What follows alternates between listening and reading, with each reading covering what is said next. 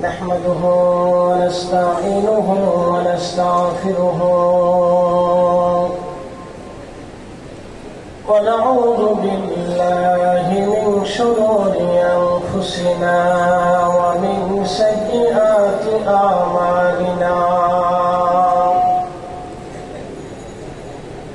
من يهده الله فلا مضل له ومن يضلله فلا هادي له ونشهد أن لا إله إلا الله وحده لا شريك له ونشهد أن محمدا عبده ورسوله أرسله بالحق بشيرا ونذيرا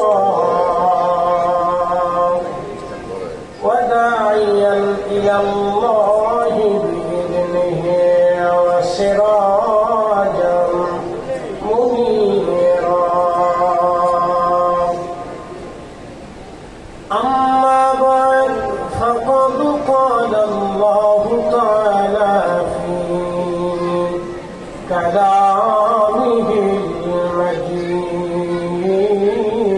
المجيد يا أيها النبي إنا أرسلناك شاهدا ومبشرا ونذيرا وداعيا إلى الله بإذنه وسراجا منيرا وفي آيات أخرى في شأن حبيبه إن الله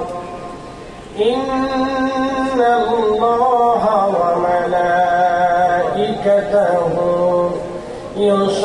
يصلون على النبي يا أيها الذين آمنوا صلوا عليه وسلموا تسليما اللهم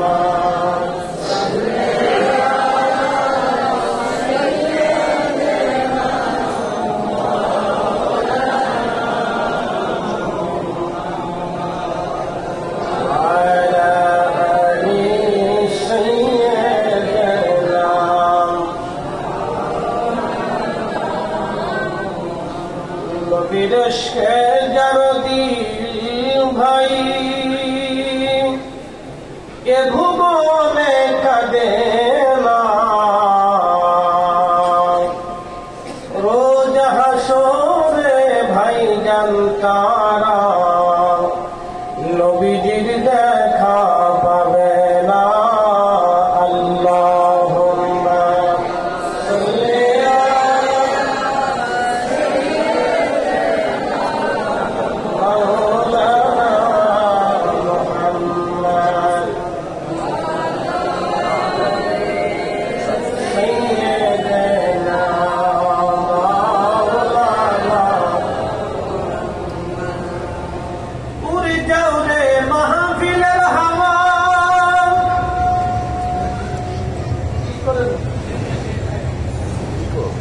যাওরে উরে মদিনায় আমাদের দরুদ পৌঁছে দিও নূর নবীজির পাক রওজায় আল্লাহুম্মা সাল্লি আলা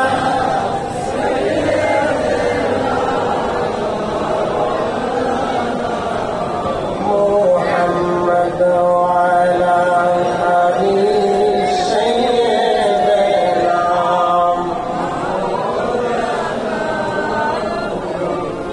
বলাগাল উলা বি কামালিহি كشف الدجى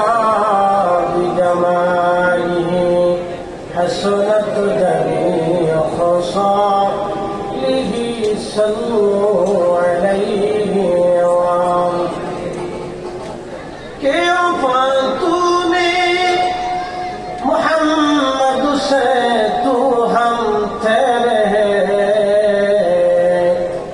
ये जा चिज ही किया लौह कौलम तेरे बलगल वलादे जमाली कशफत तुजा बिजमा हसनत जमी खुशालिही सल्लू अलैहि वालिही।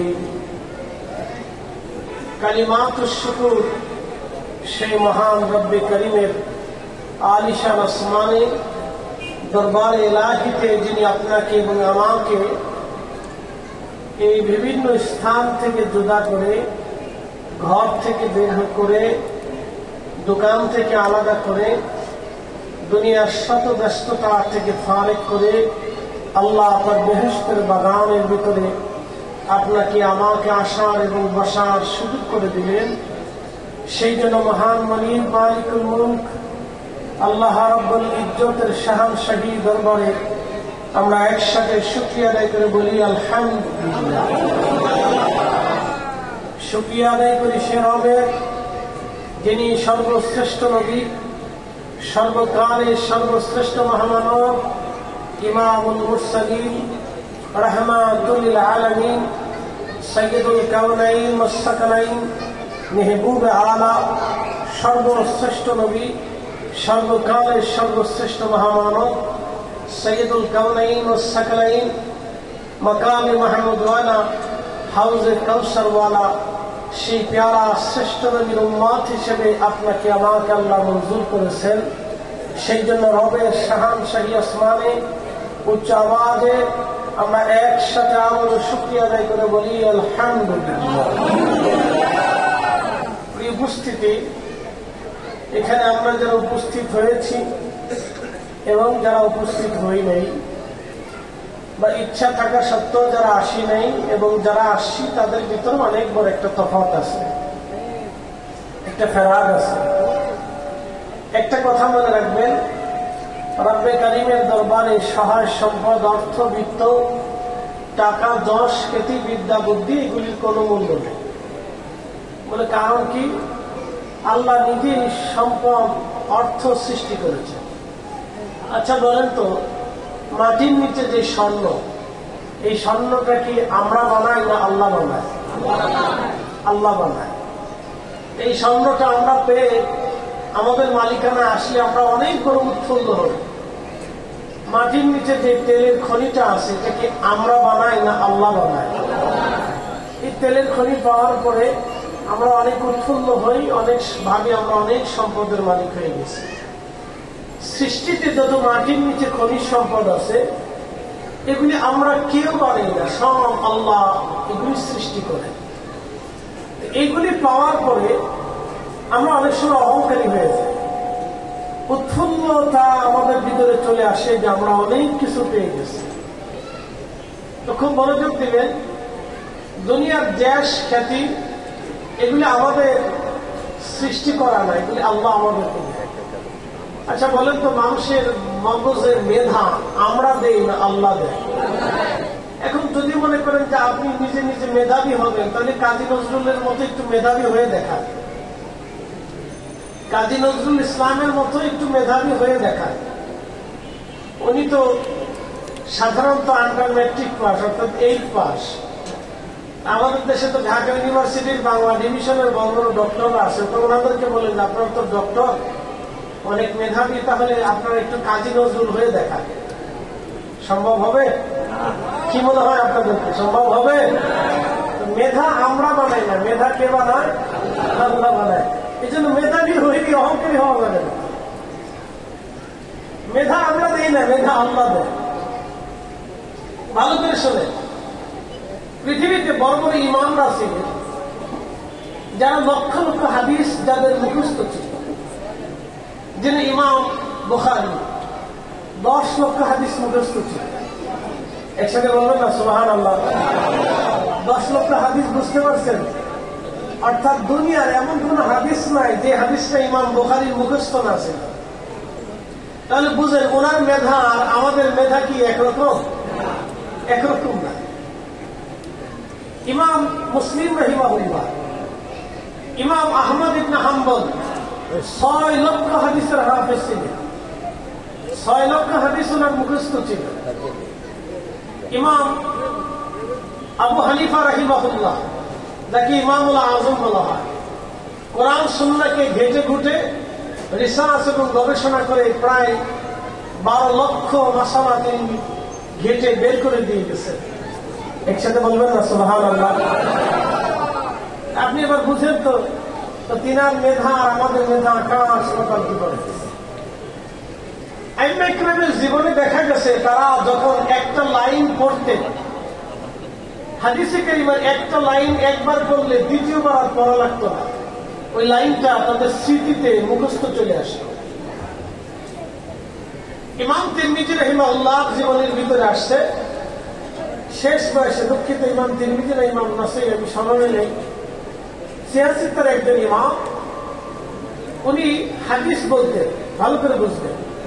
তো শেষ বয়সে তিনি অন্ধ হয়ে গেলেন। যে রাস্তা দিয়ে একবার তিনি যাইতেন ওই রাস্তার সবকিছু ওনার মুখস্থ থাকতো। এই রাস্তার পাশে একটা গাছ ছিল, গাছে একটা ডাল ছিল। এই ডালটা উনি মাঝে মধ্যে ডালটা আসলে মাথা নিচু করে দেখতেন। উনি অন্ধ হয়ে গেলেন, ওই রাস্তা দিয়ে উনি অন্ধকালীন সময় যাচ্ছিলেন। কয়েকবার গেলেন, ঠিক গাছের কাছে যাওয়ার সাথে সাথে তিনি মাথা নিচে করতেন, এখানে একটা ডাল আছে। শেষ সময়ে তিনি একবার যাওয়ার সময় তিনি আবার মাথাটা নিচু করলেন। তো সাথীরা বললেন, ইমাম এখানে তো কোনো গাছ নাই। তো সিয়াসিতের ইমাম বললেন, যে কোনো একটা ইমাম হবে, ইমাম তিরমিজি হতে পারে, নাসাই হতে পারে, আমার এই মুহূর্তে স্মরণে নেই, তবে ইমাম তিরমিজি হতে পারে। তো সেই সময় তিনি বললেন যে এখানে একটা গাছ ছিল। বলে, হ্যাঁ ইমাম এখানে একটা গাছ ছিল, তবে গাছটা কেটে ফেলা হয়েছে। ঠিক তখনই হাদিসের ইমাম বললেন, তাহলে আমাকে কালকে থেকে আর হাদিস বলা যাবে না, কারণ আমার স্মৃতি দুর্বল হয়ে গেছে। এবার বুঝেন তো হাদিস বলতে তারা কতটা সতর্ক ছিল, কতটা সচেতন ছিল যে একটা হাদিস বলবেন, উনি অন্ধকালীন সময়ে একটা গাছের কথা কেটে ফেলেছেন, ওনার স্মরণে নাই, এতটুকুনি উনি বললেন কালকে থেকে আর রসুলের হাদিস আমি বলতে পারবো না, কারণ আমার স্মৃতি দুর্বল হয়ে গেছে। তাহলে বুঝেন তো রসুলের হাদিসের ব্যাপারে আইমে ইকরামের সচেতনতা কত কঠিন ছিল এবং তাদের মেধা কত প্রখর ছিল। বলেন, মেধা কি আমরা দেই না আল্লাহ দেয়? আল্লাহ দেয়, এটা আমরা দেই। ইমাম ইয়াহইয়া ইবনে মুঈন, যিনাকে রিজাল শাস্ত্রের জনক বলা হয়, উলুমুল হাদিসের একটা পাঁচ হচ্ছে রিজাল। রিজাল হচ্ছে যারা হাদিস বর্ণনা করে তাদের জীবনী নিয়ে পর্যালোচনা করা। কোনজন ইমাম, কোনজন মুহাদ্দিস, তার বাড়ি কোথায়, বাবার নাম কি, কার কাছ থেকে হাদিস শিখেছেন, তার মতবাদ কি, তার ইয়াকিন কি, আমল কেমন ছিল, লোকটা আমানতদারিতা ছিল কিনা, নানান তার জিন্দেগীর সমস্ত বিশ্লেষণ নিয়ে একজনের জীবনীর উপরে গবেষণা করতে হয়। ইমাম ইয়াহইয়া ইবনে মুঈন 10 লক্ষ হাদিসের গবেষণা তার ছিল। 10 লক্ষ হাদিসের রাবি সম্পর্কে তার গবেষণা ছিল। ইনি প্রথম ব্যক্তি যিনি 10 লক্ষ হাদিসের রাবি নিয়ে, বর্ণনাকারী নিয়ে তিনি গবেষণা করেছিলেন। তো অর্থাৎ মিনিমাম 40 লক্ষ মানুষের জীবনী তার জানতে হয়েছিল সেই জমানাতে। তার মানে উনি ছিলেন জীবন্ত লাইব্রেরি, অর্থাৎ চোখ বন্ধ করলে 40 লক্ষ মানুষের জীবনী উনি বলে দিতে পারতেন। একসাথে বলবেন আল্লাহু আকবার। না হয় না, আরো জোরে বলুন, জোরে জোরে, আর একটু জোরে বলেন আল্লাহু আকবার। 40 লক্ষ হাদিসের রাবীদের জীবনী উনি চোখ বন্ধ করে বলে দিতে পারতেন, কে শেখা, কে জয়ীফ, কে দুর্বল, কে সহিহ, কে বিশ্বস্ত, কে মাতরুক, কে বাতিল হয়ে যাবে, কার কথা পরিত্যক্ত হবে, কার কথা রাখা যাবে, কারটা রাখা যাবে না। এই গবেষণা ইমাম ইয়াহইয়া ইবনে মুঈন রাহিমাহুল্লাহ করেছে। ভালো করে শুনে তাহলে বলেন তো, 40 লক্ষ মানুষের জীবনী ওনার মেধার ভিতরে স্মৃতিতে রাখা ছিল। তাহলে এই মেধা কি আমরা দেই না আল্লাহ দেয়? একসাথে বলতে হবে, আমরা দেই না আল্লাহ দেয়? অনেকে একটু মেধাবী হওয়ার পর অহংকার করে, অনেকে একটু মেধাবী হওয়ার পর অহংকার করে। বেশি হাদিস বা কোরআন বা সুন্নাহ এবার বেশি বেশি জানলে সে মনে করে আমি বিরাট বড় জ্ঞানী। শয়তান দূর থেকে দাঁড়ায় দাঁড়া হাসে, একটা কথা, যেই কারণে আমি শয়তান হয়েছি তুই সেই দলে নাম রাখাইনি। কি কথা কান রাখা? এগুলো দুনিয়াতে কোনোদিন কোন অলির জিন্দিগিতে দেখবেন না তারা অহংকার করে না। কোন অলির জীবনে দেখবেন না অহংকার করে না। আলেমদের জিন্দিগিতে অহংকার আছে। বলে কেন? মনে কিছু নিয়েন না, যারা রাজনীতি করেন করেন, আমি কোন রাজনীতি করি না। আমাদের দেশে কেউ একটু বুখারী শরীফ পড়াইলে, অমুক ছেলে পীরের ছেলে হলে, অমুক ওই মুহাদ্দিসের গোলা হলে, অমুক মুহাদ্দিস হলে, অমুক মাদ্রাসার মুলতানি হলে একটা দল বানাই দিচ্ছে। মনে কিছু নিয়েন না। বাংলাদেশে হুজুর আছে মনে করেন 60 জন, দল হয়েছে 60টা, তো ভাগি হলে কয়জন? 15 জন। এত দল যদি ইসলামের ভিতরে হয় তাহলে আর বাকিগুলোর কি অবস্থা হবে? এই জন্য বাংলাদেশে ইসলামী হুকুমত কখনো কায়েম হয় না, আর সম্ভাবনাও দেখা যায় না যতদিনই হুজুর এক জায়গা না হবে। আর হুজুররা জীবনে এক জায়গা হবে না। কি আপনি ঠিক করছেন? বুঝতে পারেন, জীবনে এক জায়গা হবে না। এদেরকে জীবনে আপনি এক টেবিলে বসাইতে পারবেন না, না পারবেন না। আজকে বললে কালকে সকালবেলা দেখবেন যে সকাল হওয়ার আগে চেঞ্জ হয়ে গেছে, বা আজকে আসবে 24 ঘন্টা পরে দেখবেন চেঞ্জ হয়ে গেছে, এক জায়গা বসবে না। আর বসলেও এক ঐক্যমত্য প্রতিষ্ঠিত হবে না। বলে কারণ কি আমি আপনাদেরকে আরো ব্যাখ্যা করে শোনাই। কয়েকদিন আগে কাতারে এক জালিম দেশ কাতারে হামলা করল। মুসলমানদের 50টা দেশ একত্রিত হলো, এক জায়গায় বসে হামলি তামলি এটা করবে সেটা করবে। শেষ পর্যন্ত তারা মিটিং শেষ করলো কোন উদ্দেশ্যবিহীন ছাড়া, কোন সিদ্ধান্তবিহীন তারা মিটিং শেষ করলো। মুসলমানের মাত্র 50টা দেশ এক জায়গায় বসে একত্রিত একমত এক পথ হতে পারে নাই। অথচ আপনি দেখেন ইউরোপের হাজার হাজার মানুষ শত শত জাহাজ নিয়ে তারা আসছে গাজাতে, তারা ত্রাণ দেওয়ার জন্য। অথচ পাশেই মুসলিম দেশের বড় বড় ধনী দারিদ্র থাকার পরেও, দানশীল দানবীররা থাকার পরেও তারা আজও পর্যন্ত গাজার জন্য কিছু করতে পারে নাই। কথা বলে ঠিক কিনা? ব্যর্থতা আমাদের অনেক বড়।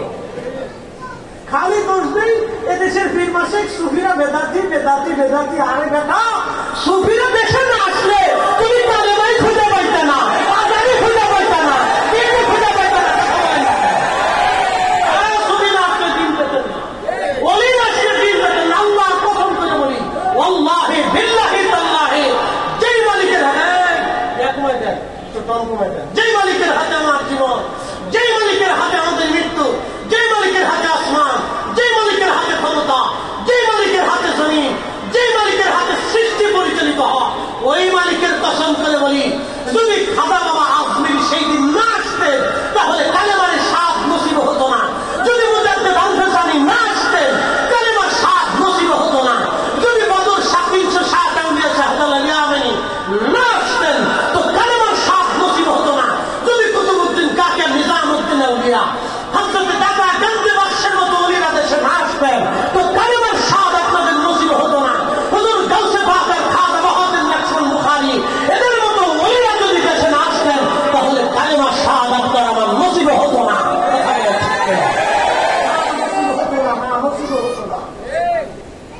কিন্তু বড় আফসোস, আজকে ওনাদেরকে আমরা বানাচ্ছি বেদাতি।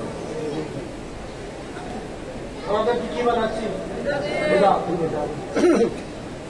এই উম্মতের আগামী দিনে কষ্ট, বহু কষ্ট আছে, অনেক বড় কষ্ট আছে। এই উম্মত ইতিহাস ভুলে গেছে, এই উম্মত ইতিহাস ভুলে গেছে, এই উম্মত ইতিহাসের মূল সাবজেক্ট ভুলে গেছে। যাদের দুয়ার আসমান থেকে সাহায্য আসত তাদেরকে বানিয়েছি ভণ্ড, যাদের দোয়ায় আসমান থেকে সাকিন আসত, যাদের দোয়ায় মুসলমানদের বিজয় আসত, যাদের দোয়ায় অল্প সময় নিয়ে মুসলমান দিক বিদিক জয় করেছিল, আজকে তাদেরকে আমরা বানিয়েছি বেদাতি। আজকে আমরা তাদেরকে বানিয়েছি বেদাতি, আমরা তাদেরকে বলতেছি মুশরিক। উম্মতের কপালে আরো কষ্ট আছে। ভাবতেছেন এত সহজে শিখে যাবে? নেভার, কখনো না। কেবল ফিলিস্তিন গেছে, বাকি আবার অপেক্ষা করে। যদি টিকে থাকে এইভাবে তাহলে আগামী দিনে আরো ভয়াবহ অসনি সংকেত আসে। ভাবছেন আপনার বঙ্গদেশ নিরাপদ থাকবে? নেভার, কখনই না, কখনই না। প্রিয় উপস্থিতি হাজির, কথাগুলি অনেক দুঃখের সাথে বললাম, কষ্টের সাথে আপনাদেরকে বললাম। বাবা আমার, আজকে এই উপমহাদেশের ভিতরে মুসলমান আছে প্রায় 100 কোটি। ভারতে, বাংলাদেশে আরাকান যদি দেখেন, 1000 বছর আগে যে আরাকানে ইসলাম আসলো, শত শত বছর ধরে যারা স্বাধীন ছিল, আজকে সেই জনপদ পরাধীন হয়ে মুসলমানরা বিতাড়িত হয়ে গেল।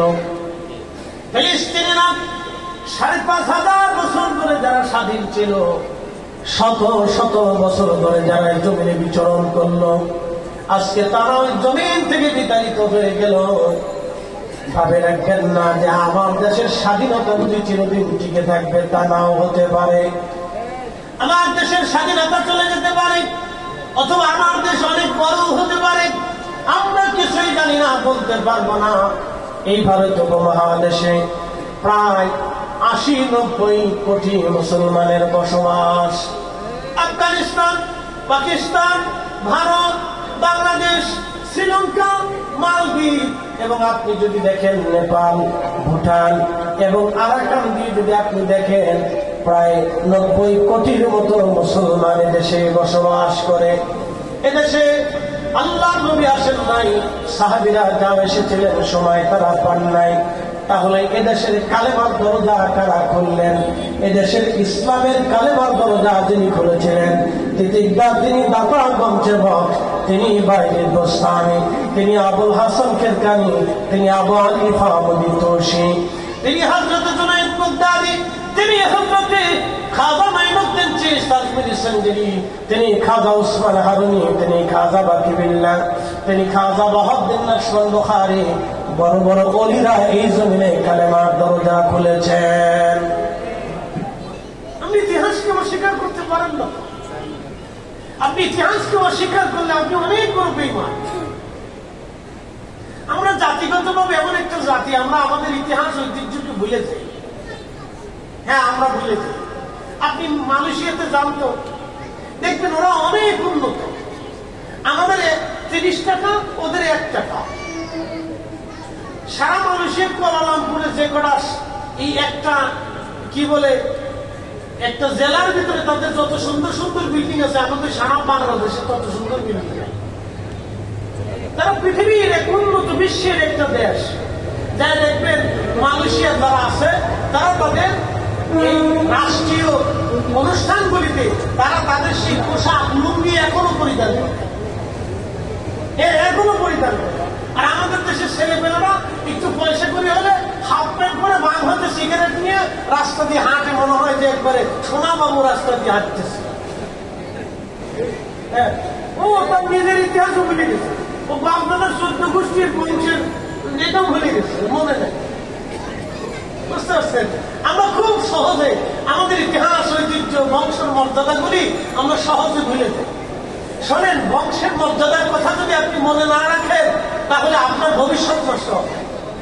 আপনার বাচ্চাদেরকে আপনাদের বংশের ভবিষ্যৎ অতীতের কথা আপনাদেরকে শোনাইতে হবে, যে আমাদের বংশের মানুষ এই এই ধরনের ছিল, তারা এইভাবে দানশীল ছিল, এরকম ভদ্র ছিল, এরকম শরীর ছিল, তারা তাদের নিজেদের মর্যাদাকে ক্ষুণ্ণ করতো না, অক্ষুণ্ণ রাখতো। এগুলো শিখিত হবে, নাহলে আগামী দিন আপনার ছেলেমেয়েরা পতিতাবৃত্তি করবে। বলে কারণ কি? বলে এই সরকার পতিতাদেরকে আপনার ইয়া দিয়ে দিছে, কি বলে ওটা, কি বলে, শ্রমজীবী বৈধতা দিয়ে দিছে। তার মানে আপনার মেয়ে যদি ওই আপনার এই পার্ট টাইম পতিতাবৃত্তি করে, আপনি কিছু বলতে পারবেন না। বলে কারণ কি? ও শ্রমিক, ও কাজ করতেছে, কাজ করে খা। কি বুঝলে? ভাবতেছেন খুব ভালো হয়েছে না? আগামী 10 বছর পরে বুঝবেন কি হয়েছে। কিচ্ছু মনে করেন, একবারে সাতটা সত্য কথা আপনাদের সঙ্গে উপস্থাপন করছে। আপনার স্ত্রীও যদি ওই রকম পার্ট টাইম পতিতাবৃত্তি করে, কিছু বলতে পারবেন না। বলে এটা আমার অধিকার, এটা আমার অধিকার, আমি শ্রমিক, কাজ করে আসছি, তুমি থাকলে থাকো, না শিখে চলে যাও। আপনি পুরুষ, তখন পুরুষ হবেন না হিজড়া হবেন, নিজেই চিন্তা করবেন। ভাবতে থাকি, এখনই ভাবে, পরে ভাবলে কাজ হবে না, কিন্তু এক্ষুনি ভাবতো। সুদামা ডাইরেক্ট কথা, এখনই ভাবতে হবে, পরে ভাবলে কাজ হবে। এই শোনে যায় খালি এদেশের লোকেরা আছে, এই অমুক পীর ভালো না, তমুক পীর ভালো না, এটা ভাঙবো সেটা ভাঙবো, ও মাজার ভাঙবো, ও দরগা ভাঙবো, ওখানে আগুন দাও। শেষে আগুন দিতে দিতে এক মুড়ে ভাগলারে কবরের ভেতর তো উড়েই পড়েছে। এই পুরানোর খেসানোর ঠেলার সামলাইতে না করিয়া শেষ পর্যন্ত তারা এখন এই দুর্গায় দুর্গায় মন্দিরে মন্দিরে ঘুরতেছে।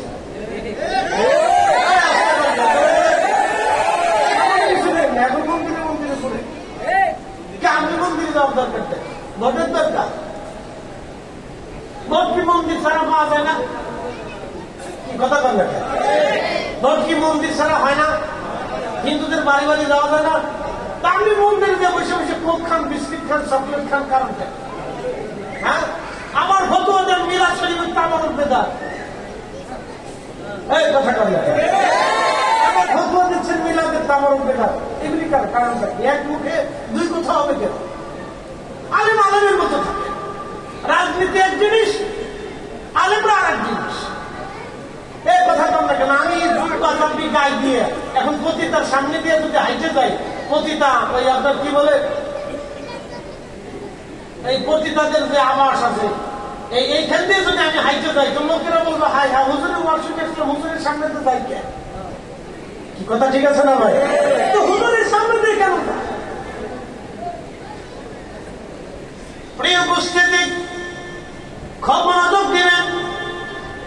এই জন্য আপনাদেরকে বলতেছি সাবধান। তাম দুনিয়াতে ইসলাম এনেছিলেন আল্লাহর ওলিরা, তাতে কোনো সন্দেহ নাই। ওলিরা যে ইসলাম দিয়েছিলেন এটাই হলো অরিজিনাল ইসলাম। কারণ ওলিরা কখনো ভুল ইসলাম আনেন নাই, ওলিরা অরিজিনাল ইসলাম এদেশে এনেছিলেন। আজ থেকে 1200 বছর আগে হযরত বদর শাহ আউলিয়া রাহিমাহুল্লাহ তিনি চট্টগ্রামে আসলেন। তার 100 বছর আগে বাইজিদ বোস্তামি রাহমাতুল্লাহ আলাইহি তিনি চট্টগ্রামে আসলেন। বাইজিদ থানাতে এখনো তার দরগা আছে। বাইজিদ বোস্তামি রাহমাতুল্লাহ আলাইহি 1300 বছর আগে দেশে আসলেন। 750 বছর আগে হযরতে শাহজালাল ইয়ামানি আসলেন।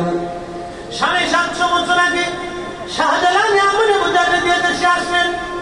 360 জন আল্লাহর ওলি আসলেন। তারও 500 বছর আগে 12 আউলিয়া আসলেন।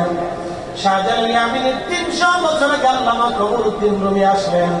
হুজুর গাউসে পাক রাহমাতুল্লাহ আলাইহির নাতি এদেশে 900 বছর আগে তিনি এসেছিলেন সিরাজগঞ্জে। সিরাজগঞ্জে হুজুর গাউসে পাকের নাতি 900 বছর আগে এসেছিলেন। 900 বছর আগে হুজুর গাউসে পাকের সন্তান মুহিউদ্দিন আব্দুল কাদের জিলানী বড় পীরের ছিলেন। কলিজাত টুকরা সুলতানুল আরিফিন হযরতে ইসমাইল বগদাদি আল হাসানি ওয়াল হুসাইনি তিনি মালয়েশিয়ার মালাক্কার সাগরের ভিতরে একটা ছোট্ট দ্বীপ পোলাও বছরে 900 বছর আগে এসেছিলেন। কালেমার দাওয়াত ওই জমিনে ছড়িয়েছেন। সারা পৃথিবী ব্যাপী ওলিরা কালেমার দাওয়াত ছড়িয়েছেন। কালেমার দাওয়াত ওলিরা ছড়িয়েছেন। একেবারে নিঃস্বার্থভাবে তারা কালেমার দাওয়াত তারা দিয়েছেন। তামাম দুনিয়াতে ওলিরা কালেমার দাওয়াত দিয়েছেন। ওলিদের দাওয়া ইসলামে জমিনে চলবে, কথা বলেন ঠিক কিনা?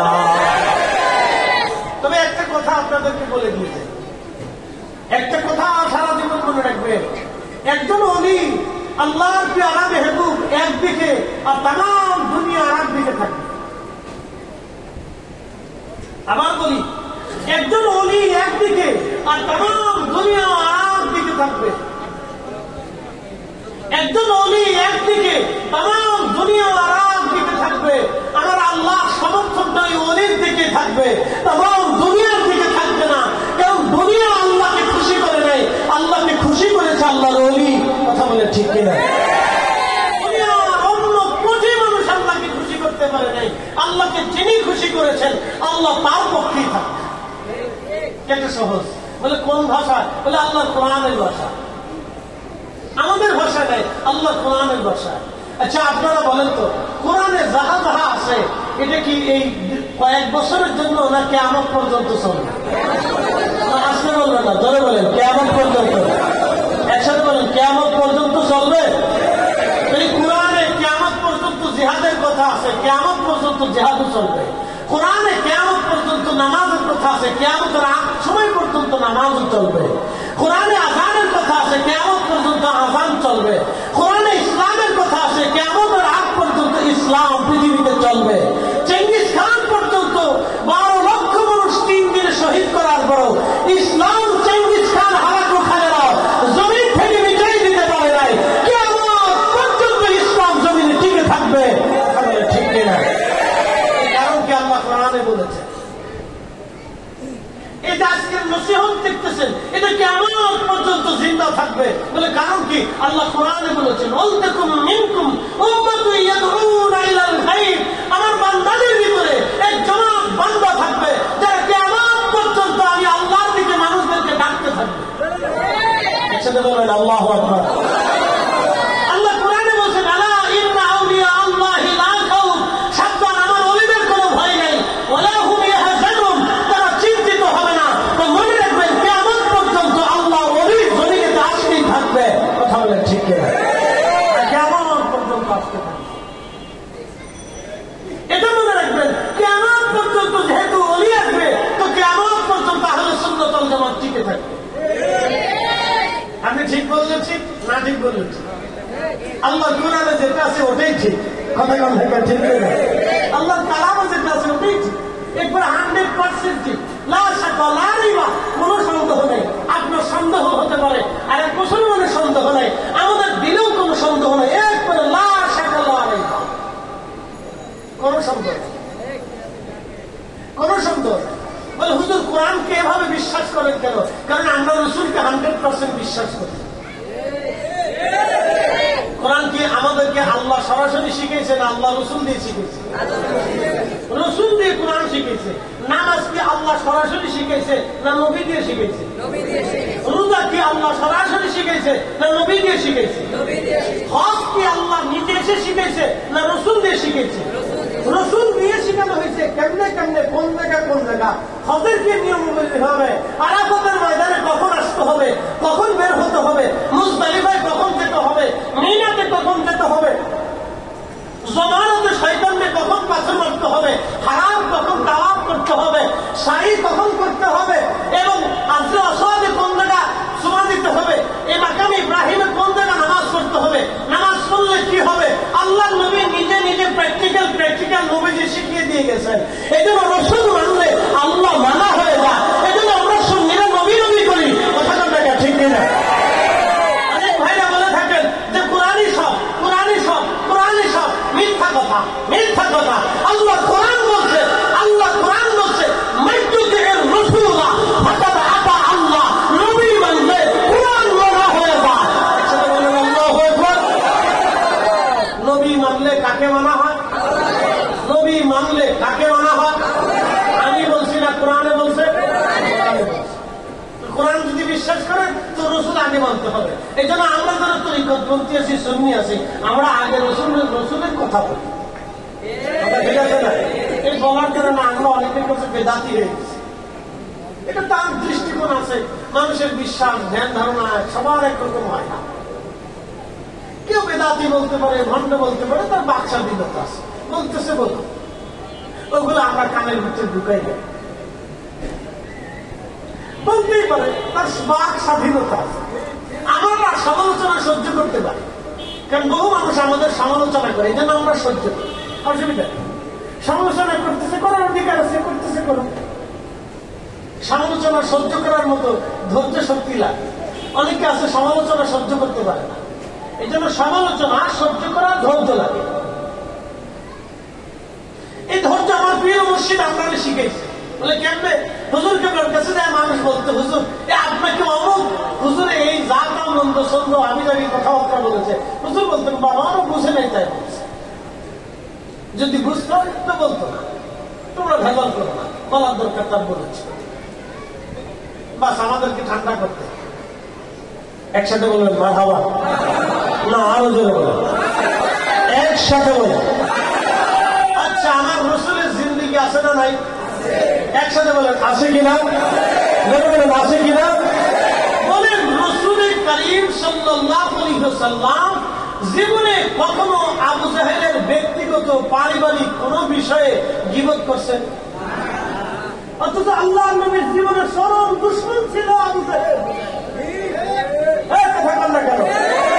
জীবনে রাসূল কারীম আবু জাহেলের চারিত্রিক জিন্দেগি, জীবন, সংসার, তার ব্যক্তিগত পার্সোনাল কোন বিষয়ে আল্লাহ নবী আবু জাহেলের নিন্দা, মন্দ, বিরোধ, আব্বা, সাইবা, আবুল হাব, কাফির, কুফার, বেদিন, বিধর্মী, ইহুদি, খ্রিস্টান, কারো বিরুদ্ধে আল্লাহ নবী তার ব্যক্তিগত বিষয় নিয়ে কখনো সমালোচনা করেন নাই। কোন প্রতিমাকে, কোন মূর্তিকে, কোন মূর্তি সম্পর্কে আল্লাহ নবী কখনো ত্রুটি, বাক্য, বাজে কথাও কখনো বলে নাই। কথা বল না কেন? ঠিক না? অথচ আমরা এই ওয়াজের মঞ্চে বসে, এই ওয়াজের টেবিলে বসে পীর মাসের সম্পর্কে এমন কিছু শব্দ উচ্চারণ করি যারা একজন থার্ড ক্লাস মানুষ উচ্চারণ করে। একজন থার্ড ক্লাস মানুষ সেও এরকম কথা উচ্চারণ করে না যারা আমরা এই ওয়াজের মঞ্চে বসে ভিন্ন মতের মানুষ সম্পর্কে যে বাক্য ব্যবহার করি, সেই বাক্য এই মঞ্চে বসে না সাধারণ একজন ইতরও ব্যবহার করে। এরকম শব্দ আছে আমাদের। আপনি বুঝেন ইসলাম থেকে, সুন্নাহ থেকে আমরা কত দূরে বসবাস করতেছি। প্রিয় উপস্থিতি হাজির, ভালো করে শুনে যাবেন। প্রিয় নবী রাহমাতুল লিল আলামিনের কাছে 40 বছর বয়সে কোরআন শরীফ নাযিল হলো। 40 বছর আগে আল্লাহর মেহবুবের কাছে কোরআন আসে নাই। 40 বছরে কোরআন আসলো, কোরআন নাযিল হলো। আপনাদেরকে বলি শুনে যাবেন, এই 40টা বছর আল্লাহর নবীর কাজ কি ছিল? তখন নামাজ ছিল না, রোজা ছিল না, হজ ছিল না, যাকাত ছিল না, সাদকা ছিল না, তাসবিহ ছিল না, হালাল হারামের কোন আইন ছিল না। ইসলামী শরীয়তের কোন আইন 40 বছরের মধ্যে ছিল না। তাহলে 40 বছর নবী কি কাজ করেছিলেন? 40 বছরে কোরআন আসলো, 40 বছর আগে কোরআন আসে নাই। তাহলে এই 40 বছরে নবীর কাজ কি ছিল? আমার দিকে দেখা। কোন কোন বক্তা অনেক সময় বলেই ফেললেন যে রাসূলের 40 বছরের জীবনী আমাদের জন্য আদর্শনীয়, অনুসরণ